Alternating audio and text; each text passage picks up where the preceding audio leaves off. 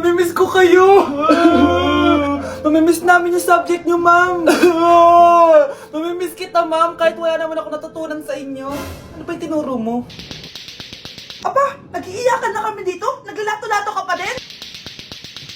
Be, kahit inagaw mo sa akin yung crush ko, mamimiss kita. Ikaw din, be, mamimiss kita. Kahit ang baho ng hininga mo, kahit palagi mo ako nililista sa noisy, mas maingay pa din yung putok mo. Lo, paano naging valedictorian yan? Nangungopia lang yun sa akin eh. Di ko na patatagalin sa teacher ko na ang dami pinapagawa at palaging galit. Sa principal namin ngayon ko lang nakita. Nandyan po pala kayo. Sa mga classmates kong amoy putok at puro kopya sa akin kahit may set A, set B. At sa crush kong di ako ginawa. Ang dami mong time, be. O ano ka ngayon? Pangit mo. Maraming salamat sa inyong lahat. Yun lang. Ma'am, para sa'yo to. Mamimiss ka namin, ma'am. Thank you sa lahat, ma'am. Yes, sa wakas, gagraduate na ako. Anak, proud ako sa'yo. Aba, bakit ka nandito? Ma'am, di ba graduation po natin ngayon? Ay, hindi ka gagraduate. Bagsak ka sa akin, di ba? Ayan, kakalato-lato mo yan! Humanda ka sa akin sa bahay! See you na lang next year. Uulit ako! Guys, maganda kayo. Magbe-beach tayo next week. Magpapaganda na ako. Ready na ako sumisid. Oh, may ambagan to Lo, magbe-beach. Baka oras na to para mag-break muna ako sa kakaaral. Teka, kaya ka mo mag-beach? Eh bakit parang mukhang ililibing ka na? Wow, nahiya ako sa'yo, te. Magbe-beach ka nga. Uod ka naman ng high school. Che! Pangit! Sinabihan niya akong pangit. Ayusin mo nga sarili mo, anak. Aral ka ng aral. Mas mukha ka ng nanay kaysa sa akin. Hindi pwede to. Kailangan kong maging fresh bago kami mag-beach. 3 days later. Oh, aalis na tayo. Asan na ba si Scarlett? Ano ba yan? Pa-importante kasi. Wait guys, andito na ako. Scarlett? Ikaw yan? Ano nangyari sa'yo, be? Nagparitoke ka, no?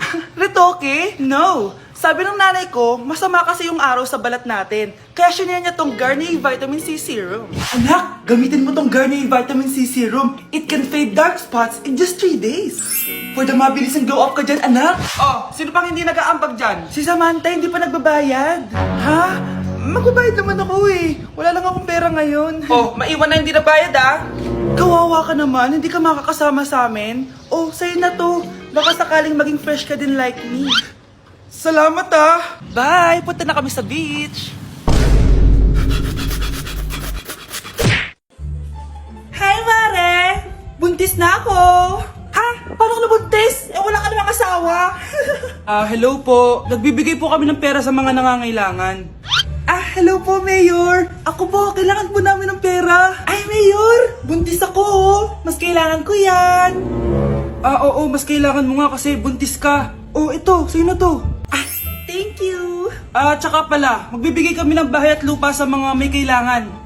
Kami po, Mayor, kailangan po namin ng bahay. Wala na po kami magrenta. Hindi! Buntis ako, oh! Kawawa naman yung bata kung wala siyang bahay, di ba?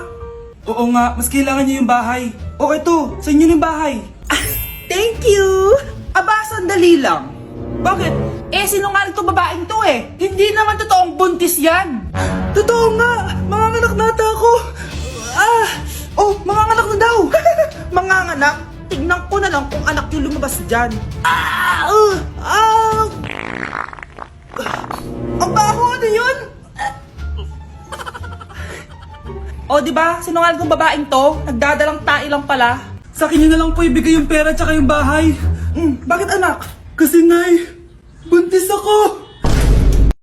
Anak, umagang-umaga cellphone agad hawak mo? Tignan mo ito napanood ko. Huwag mag-cellphone agad pagkagising mo sa umaga kasi pinapataas mo lang ang stress levels mo. Ano ba naman yan, nay? Doktor na may sabi ha. Tigilan mo na yan. Maniniwala pala tayo sa doktor. Sige. Grabe, ang init. Paniligo na nga ako. Nay, may napanood ako, oh. Kung may nagsabi sa'yo na dapat kang maligo araw-araw, isang malaking kasinungalingan yan. Oh, sabi ng doktor, nay, bawal daw maligo araw-araw. Ba't ka naliligo? Sige, di na ako maliligo. Kung akala mong healthy ang mga prutas, pakinggan mo tong sasabihin ko. Nay, nagsalita na yung doktor, ha? Huwag ka na kumagat dyan. Pati ba naman prutas? Ay, magmamatcha na lang ako. Kung akala mong healthy ang mga matcha, pakinggan mo tong sasabihin ko. Hala, sabi ng doktor, hindi daw healthy yung matcha, nay. Huwag mo na inumin yan, ha? Pati matcha bawal. Si Sinisira mo ang utak mo sa paggamit ng mga betchin. Oh, Nay, sabi ng doktor, sinisira mo daw utak mo. Huwag ka na maglagay niyan. Tama na! Oo na, lahat ng ginagawa ko masama sa akin. O sige na, ititigil na ako. Basta mag-cellphone na ako, Sige na, mag-cellphone ka na. Pero huwag ka magpupuyat, Masama pa rin yon. Malaking kasinungalingan yung sinasabi nilang bawal ka magpuyat. Anong sabi mo, Nay? Sabi ng doktor, pwede naman eh. Bye! Nay, gutom na ako. Gusto mo na ito? Nakain ko na. Oh, ito, pagkain para sa'yo. Pagpasensyahan mo ng nanay mo, Salamat po. Sana ikaw na lang naging nanay ko. Hoy, anak! Pumasok ka nga dito! Sige na. A few moments later. Nay! Hindi ko yung tunay ko nanay! Ha? Ano ba nagsasabi mo? Bakit hindi nakalagay dito yung pangalan mo? Sinungaling ang papel na yan! Alam mo nga ako yung tunay mong nanay! Itapon mo na nga yan! Sabihin mo na sa kanya yung totoo! Anong totoo? Na ako! Ang tunay mong nanay! Ikaw yung tunay ko nanay! Nagpapatawa ka ba? Eh sa akin lumabas yan eh! Ano ba talaga? Magpa-DNA test na lang tayo! Malalaman ko na kung sino totoong nanay.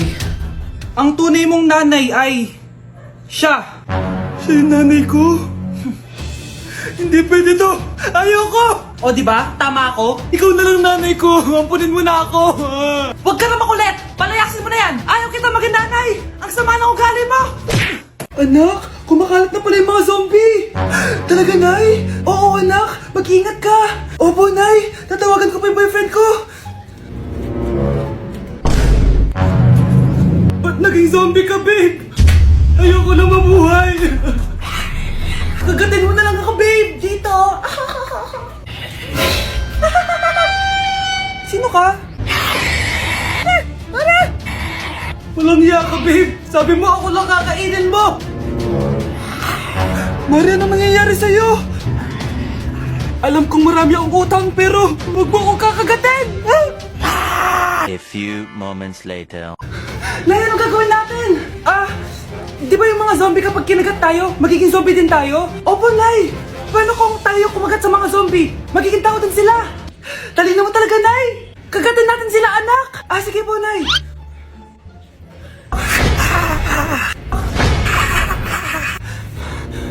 Mare, tao ka na ulit? Pinagsasabi mo, bayaran mo utang mo sa akin! Babe, walang hiya ka! Maloloko! Ha? Bakit, babe? Huwag ka na magsalita! Break na tayo! Ang bago nating top 1 ay si Samantha. Ang galing mo, Samantha. Naku, basic lang yan. Paano nangyari yun? Pasado kayong lahat, pero may isang bagsak. Si Scarlett, halatang favorite mo si Samantha. Pares lang kami ng average. Paano ako bumagsak? Di ba sinasagot mo ako? Eh, di bagsak ka ngayon? Umanda ka sa akin. A few moments later. Class, mag-behave kayo. Nandito yung principal natin. Magandang umaga, class. Kamusta yung bago nating teacher? Gusto ko pong i-report yung teacher na yan dahil may favoritism po yan. Favoritism? Sinungaling ka, Scarlett! Mabait sa amin si ma'am. Opo, ma'am. Mabait po ako sa kanila. Pantay-pantay lang po yung tingin ko sa kanila. Huwag mo na pagtakpan nanay mo, Samantha. Hala, OMG, magnanay sila. Ma'am principal, pagpasensyahan niyo na siya. Baka di niya alam yung sinasabi niya. Meron ako ebidensya dito na nagpapatunay na binigyan ng sagot ni ma'am si Samantha. At tinawag ng nanay si ma'am. Bawal to sa school natin, Kayong dalawa, mag-usap tayo sa principal's office. Ma'am, magpapaliwanag po ako.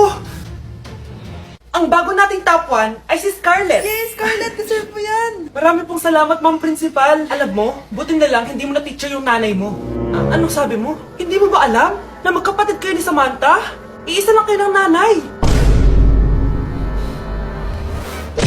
Anak, boyfriend mo ba yung anak ng kapitbahay natin? Opo, Nay. Ano? Ayoko yun. Makipaghiwalay ka na doon. Bakit naman, Nay? Mahal namin yung isa't isa. Di nga marunong magbayad ng utang yung nanay nun? Oh, ano naman kinalaman namin doon? Basta. Di kayo pwede nun. A few moments later. Babe, pumunta ka na. Tulog na si nanay. Hi, babe. Hello. Ba't parang kabado ka, babe? Kasi ayaw sa'yo ng nanay ko. Ayan na nga ba sinasabi ko? Nay! O anak, bakit nandito ka sa bahay ng babaeng yan?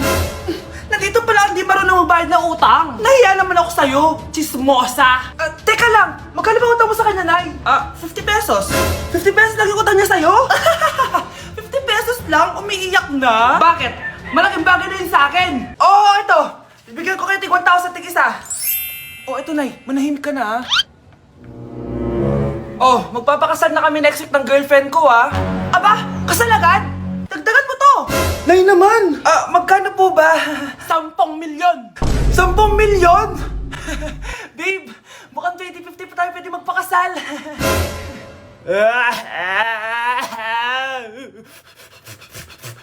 Anak ko, binilan kita ng bagong cellphone. Di ba gusto mo to? Oh, thank you po, Nay. Magagamit ko po to sa school. Nay, meron din po ba ako? Anak, sa susunod ka na lang, A few moments later. Wow, bagong cellphone? Ang ganda, di ba? Pwedeng patingin? Sige ate, Paborito ka talaga ni nanay, no? Deserve mo naman. Salamat, ate. Deserve mo din to. Ate, ba't mo ginawa yun? Eto ang tatandaan mo. Ako ang magiging paborito ni nanay. Basag na! Aray! Nay!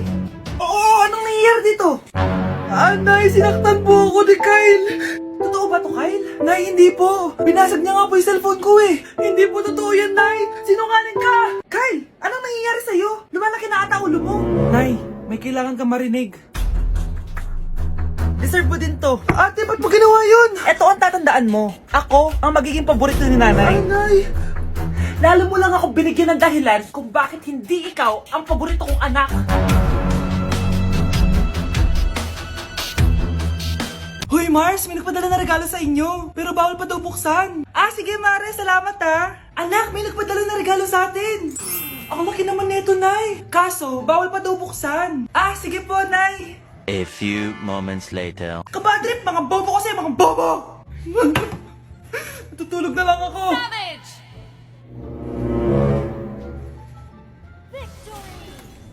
Yes, panalo.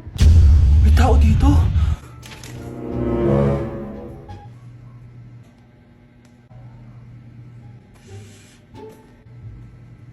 One hour later. Anak, magtik si Mare. Buksan na daw natin.